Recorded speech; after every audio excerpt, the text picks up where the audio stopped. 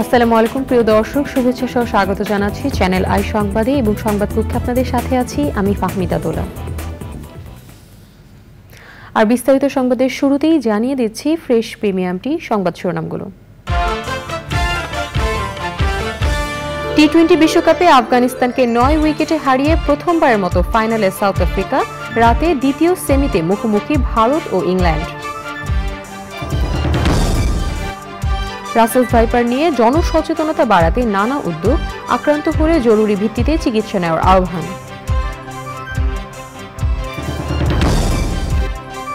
8 November ICT division presents Channel I digital media অ্যাওয়ার্ডের আসর, 26 ক্যাটাগরিতে পুরস্কার।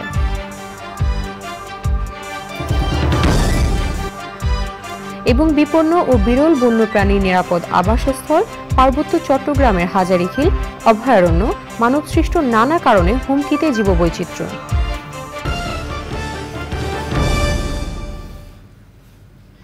সংবাদ শিরোনামগুলো জানাচ্ছিলাম। এখনকার সংবাদ আয়োজন একই সঙ্গে চ্যানেল আই এর ইউটিউব চ্যানেলে এবং চ্যানেল আই ওটিটি প্ল্যাটফর্ম আই স্ক্রিনে লাইভ স্ট্রিম হচ্ছে। যাচ্ছে বিস্তারিত প্রসঙ্গে। শুরুতেই নিউ কেয়ার টি-20 World Cup cricket update.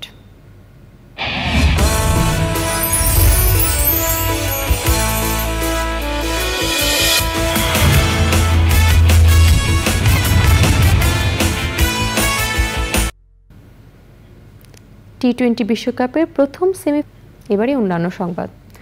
Russell's viper বা চন্দ্রবোরা সাপে আতঙ্কিত না হয়ে সচেতনতায় গুরুত্ব আরোপ করেছেন বিশেষজ্ঞরা।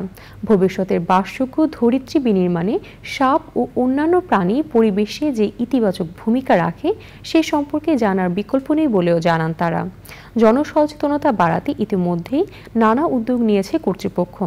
গুজবে প্রভাবিত না হয়ে আক্রান্ত হলে জরুরি ভিত্তিতে চিকিৎসা নেওয়ার আহ্বান জানিয়েছেন জনস্বাস্থ্য বিশেষজ্ঞরা। রাসেলস ভাইপার নিয়ে আলিম আল রাজির রিপোর্টের দ্বিতীয় পর্ব আজ।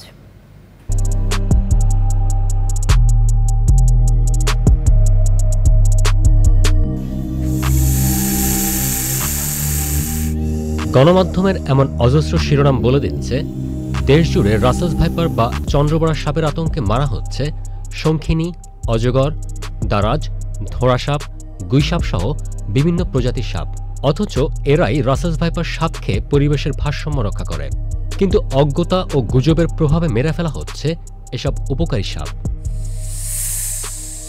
তবে বন অধিদপ্তর বলছে রাসেলস ভাইপার বা চন্দ্রবোরা সাপ বিষধর সাপের তালিকায় 9 নম্বরে রয়েছে।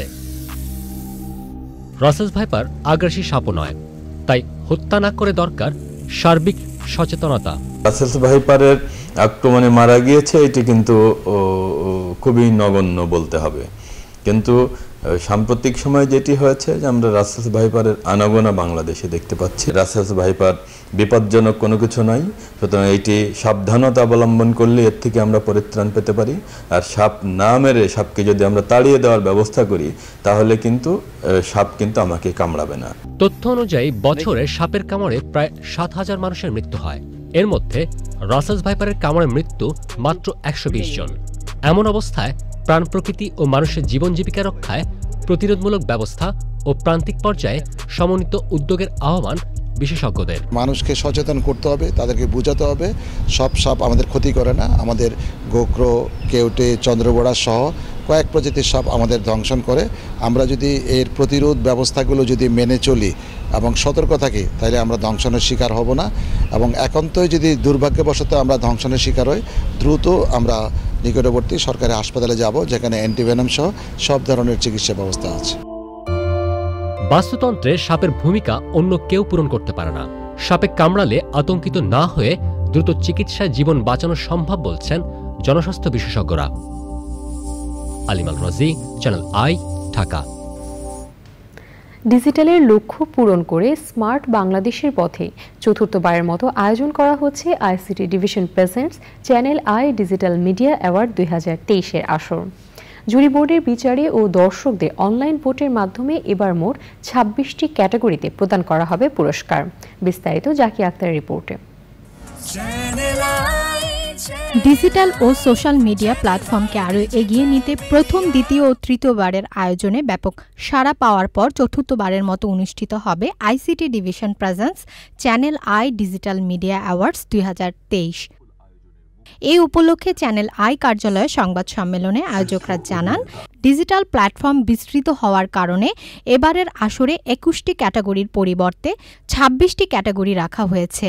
নতুন ক্যাটাগরি হিসেবে যুক্ত হয়েছে বেস্ট ব্লগ, ট্রাভেল ও lifestyle content, best food review and recipe content, best entertainment, best review content, best animator, best animated content, best online journalist ও বেস্ট এআই কন্টেন্ট।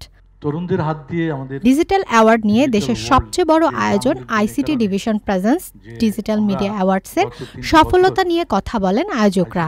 এই জগৎটা অনেক বিস্তৃতি হচ্ছে, প্রতিনিয়তই বড় হচ্ছে, অর্থাৎ ডিজিটাল প্ল্যাটফর্মটার শাখা প্রশাখার প্রসার ঘটছে প্রতি মুহূর্তেই, এবং এই শাখা প্রশাখাগুলো এত ক্রিয়েটিভলি মানুষের সামনে আসছে। 3 বছরের মাথায় এসে লক্ষ্য করবেন যে 22টা ক্যাটাগরিতে আমরা পুরস্কার প্রবর্তন করে এই 4 বছরের মাথায় যেটা আমরা এখন দেবো আর কি 26টিতে এসে পৌঁছেছে। মানে এটা বাড়াতে হচ্ছে মানে বিষয়টা এরকম নয় যে আমরা জোর করে বাড়াচ্ছি, প্রয়োজনের তাগিদেই জিনিসটা বাড়ছে। আইসিটি বিভাগ গত 2 বছর হলে যুক্ত হয়েছি চ্যানেল আইয়ের এই চমৎকার একটি স্মার্ট উদ্যোগের সাথে। এর জন্য আমরা খুবই আনন্দিত, গর্বিত, এবং আমরা আগামী দিনেও চেষ্টা করব 41-এর স্মার্ট বাংলাদেশ বিনির্মাণে আমরা এভাবেই আস্তে আস্তে নতুন নতুন ক্ষেত্র যুক্ত করব। অগমেন্টেড রিয়েলিটি থেকে ভার্চুয়াল রিয়েলিটি, এবারে দেখলাম মিক্সড রিয়েলিটি। সো এই যে দুনিয়ার পরিবর্তনটা হচ্ছে, সেখানে আমরা শুধু খাপ খাওয়াবো না, আমরা বাংলাদেশে থেকে নেতৃত্ব দেব। জুরি বোর্ডের সদস্য বিশিষ্ট চলচ্চিত্র পরিচালক মতিন রহমান বলেন, এই একটি পুরস্কার যেটি কোনো তর্ক বা বিতর্ক নেই।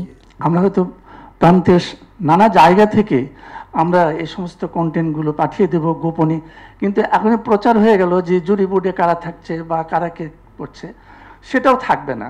আগামী 30 সেপ্টেম্বরের মধ্যে www.channeli.com CDMA ওয়েবসাইটে কন্টেন্টগুলো জমা দিতে হবে। নীল হুরে জাহানের উপস্থাপনায় আইসিটি ডিভিশন ও চ্যানেল আইয়ের তত্ত্বাবধানে জমকালো আয়োজনের মধ্য দিয়ে বেস্ট কন্টেন্টগুলোকে পুরস্কার দেওয়া হবে আগামী 8 November. Zakia Akhter, Channel i, Dhaka. রাজধানীতে বাসভবনের ছাদে উৎপাদন হচ্ছে বিভিন্ন গাছের চারা। অবসরপ্রাপ্ত এক কর্মকর্তা বাণিজ্যিক উদ্যোগ নিয়েছেন দেশি বিদেশি অর্নামেন্টাল প্ল্যান্টের চারা উৎপাদনের। শাইখ সিরাজের ছাদ কৃষি রিপোর্ট। কৃষি ও প্রকৃতির প্রতি ভালোবাসাকে পুঁজি করে অবসর সময় কাটানোর উদ্যোগ হিসেবে ছাদ কৃষি বেছে নেন ঢাকার মিরপুর ডিওএইচএসের অবসরপ্রাপ্ত নৌবাহিনীর কর্মকর্তা জামশেদ আলী ও তার স্ত্রী নীলুফার আলী। এখন উদ্ভিদ আর ফল ফসলকে ঘিরে তাদের জীবন হয়ে উঠেছে অনেকটা পরিপূর্ণ। এগুলো তো সবই সাকুলেন্ট। ওই পাতা থেকে বড় হয়ে এগুলো সাকুলেন্ট। এইটা হাওয়ার্থিয়া বলে এটাকে স্যার, এগুলো হাওয়ার্থিয়া, বাট ওই গ্রুপেরই আর। আচ্ছা, ওই গ্রুপের সাকুলেন্ট গ্রুপের আর। এগুলো সাকুলেন্ট, দিস অল সাকুলেন্ট। এগুলো তো সবই সাকুলেন্ট। সবই সাকুলেন্ট, জি। এগুলো এখন আর কি একটু আবর্জনার মতো মনে হচ্ছে, এখন হলো অফ সিজন জন্য ওরকম হয়ে আছে, বাট এখানে যে সবগুলোই সাকুলেন্ট স্যার। এখানে আমাদের ছিল লাউ ছিল আর কি, এবছর প্রচুর লাউ খাইছি, অন্তত এইখান থেকে 15টা লাউ। সম্পূর্ণ বেডটাই আর কি ঢেঁড়স, এর আগে এখানে টমেটো ছিল। নানা জাতের সাকুলেন্ট, ক্যাকটাস, শৌখিন গাছগাছালি আর বিভিন্ন ফসলের সমৃদ্ধ উদ্যোগটির উল্লেখযোগ্য দিক হচ্ছে বাণিজ্যিকভাবে চারা উৎপাদন। আপনার এটাকে দেখে তো আমার কাছে মনে হলো যে এটা ছাদ কৃষি না বলে যদি আমি ছাদ নার্সারি বলি তাহলে অনেক বেশি আমিও ছাদ নার্সারি বলি, কারণ আমার শখ একটা গাছ থেকে দ্বিতীয় গাছ, তৃতীয় গাছ, এভাবে গাছ বাড়ানো। তো সেই হিসাবে এটাকে নার্সারি বলা যায়। আমার একই ধরনের গাছ, শতাধিক গাছও আছে একই ধরনের। এই উদ্যোগ নিয়ে আরো বড় পরিসরে স্বপ্ন দেখছেন এই উদ্যোক্তা দম্পতি। এটিকে ছাদ কৃষি না বলে ছাদ নার্সারি বলা যেতে পারে।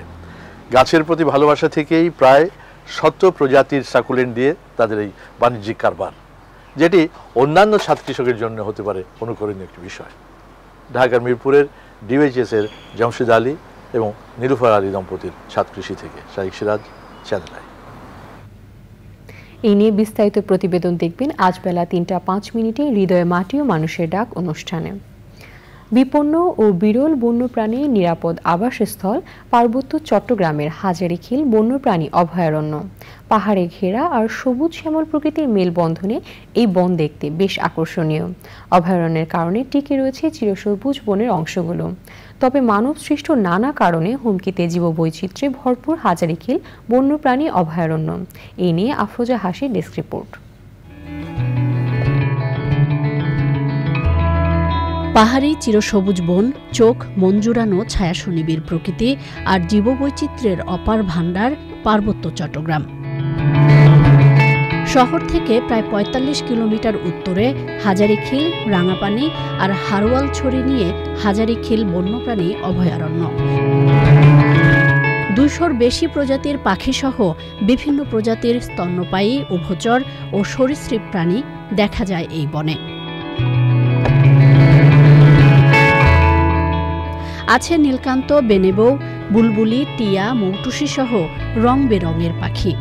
গাছে গাছে লাফিয়ে বেড়ানো কিংবা ডাকাডাকিতে প্রকৃতিকে জীবন্ত করে তোলে কাঠবিড়ালি, বানর ও হনুমানের দল। লালচোখা ব্যাঙ, ঝিঝি সহ দুর্লভ প্রজাতির ব্যাঙের বসবাস এখানে। গিরগিটি, তক্ষক ও সাপের পাশাপাশি বনছাগল, চিতা বিড়াল, ধনেশ, মথুরার মতো দুর্লভ প্রাণীর বিচরণ এই বনে। রং বেরঙের প্রজাপতি বর্ণিল করেছে বনের প্রকৃতি।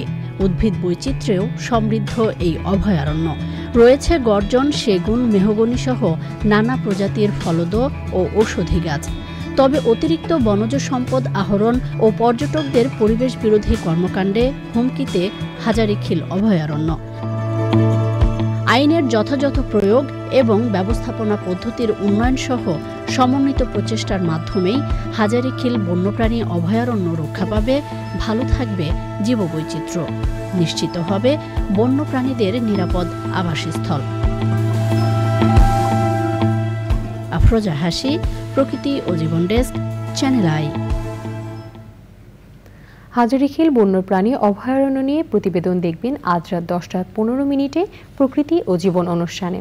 সংবাদের পর্যায়ে নিচ্ছে একটি বিরতি। আজ শুদ্ধ সঙ্গীত প্রসার গোষ্ঠীর প্রতিষ্ঠাতা ও আমৃত্যু সাধারণ সম্পাদক শফিউর রহমান শুদ্ধ সঙ্গীত চর্চা ও প্রসারে নিজেকে উৎসর্গ করেন। দেশ জুড়ে শাস্ত্রীয় সঙ্গীত ছড়িয়ে দিতে 36 বছর নিরলসভাবে কাজ করে গেছেন তিনি। এদেশে উচ্চাঙ্গ সঙ্গীতের ভিত্তিভূমি তৈরি করেছেন শফিউর রহমান। 2011 সালে 27 জুন সঙ্গীতপ্রেমী এই মানুষ মৃত্যুবরণ করেন। তার বয়স হয়েছিল 80 বছর। এবারে নিটোল টাটা কৃষি সংবাদ।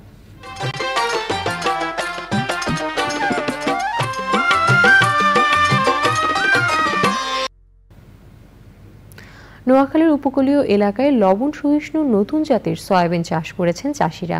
এবছর সয়াবিনের উৎপাদন মূল্য 200 কোটি টাকা ছাড়িয়ে যাবে বলে আশা করছে কৃষি বিভাগ। নোয়াখালী থেকে আলাউদ্দিন শিবলুর পাঠানো তথ্য ও ভিডিও চিত্রে সুদীপ্ত মাহমুদের রিপোর্ট। নোয়াখালীর সুবর্ণচর সদর উপজেলার উপকূলীয় লবণাক্ত জমিতে চাষ হচ্ছে নতুন জাতের উচ্চ ফলনশীল তেল জাতীয় ফসল সয়াবিন BU 2, 3 ও 4।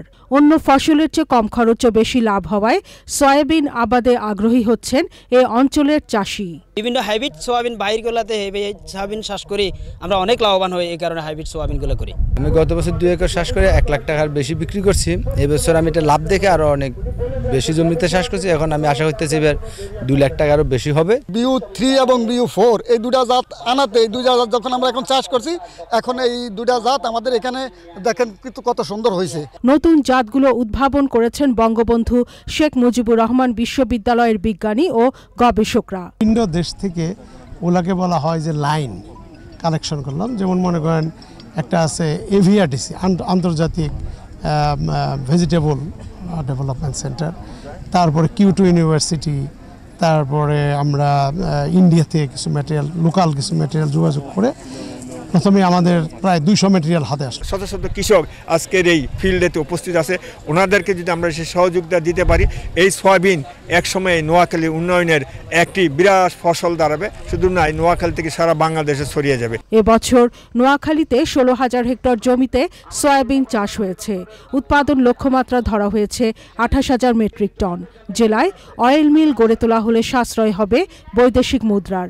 বিপুল পরিমাণ তেল সরবরাহ করা যাবে দেশের বাজারে। Sudipta Mahmud, channel I. এখন দেখবেন প্রকৃতি সংবাদ।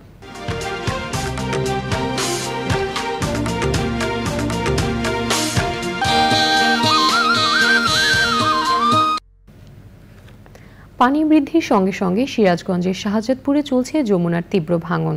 এরই মধ্যে নদী গর্ভে বিলীন হয়েছে বসত ভিটা সহ বিস্তীর্ণ ফসলি জমি।